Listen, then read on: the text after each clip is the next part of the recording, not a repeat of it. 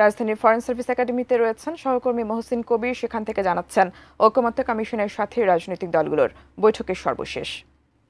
মহসিন, আপনার কাছে কি খবর আছে? রাজনৈতিক দলগুলোর সাথে যে বৈঠক চলছিল ঐকমত্য কমিশনের, কি জানতে পেরেছেন? সবশেষ খবরাখবর জানাবেন। বৈঠকে ফলাফল আসলে খুব বেশি অগ্রগতি হয়নি, কারণ গতকালও আমরা দেখেছি যে ঐকমত্য কমিশনের যে বৈঠক, যে এজেন্ডাগুলো ছিল কোনো ধরনের ঐকমত্য ছাড়াই সেই বৈঠক শেষ হয়েছিল। তবে আলোচনায় অগ্রগতি হয়েছিল। আজকেও একই ধরনের কথা বলেছেন ঐকমত্য কমিশনের সহসভাপতি ডক্টর আলী রিয়াজ।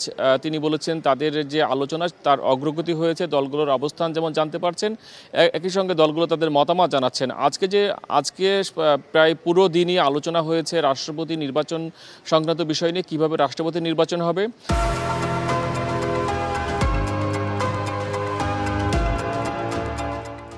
যেটি আপনি শুরুতেই বলছিলেন যে বিএনপির যে প্রস্তাব, বিএনপি যে বিদ্যমান যে পদ্ধতি, সেই পদ্ধতিই চাই।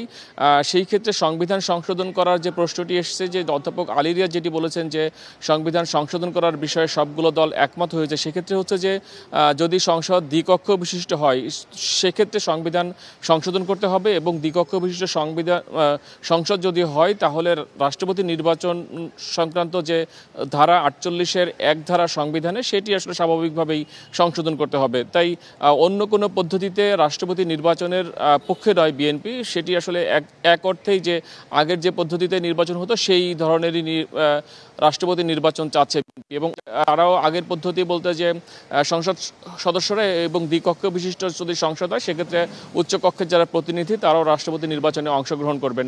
এছাড়া এর সঙ্গে কোনো দল যুক্ত করেছেন যে স্থানীয় সরকারের প্রতিনিধি, যারা উপজেলা পরিষদ এবং সিটি কর্পোরেশনে যারা স্থানীয় সরকারের প্রতিনিধি থাকবেন, তাদেরকে ইলেকটোরাল কলেজে অন্তর্ভুক্ত করে তারা যেন রাষ্ট্রপতি নির্বাচনে ভোট দিতে পারেন, সেই ধরনের আলোচনা হয়েছে। তবে সিদ্ধান্ত আসলে কিছুই হয়নি।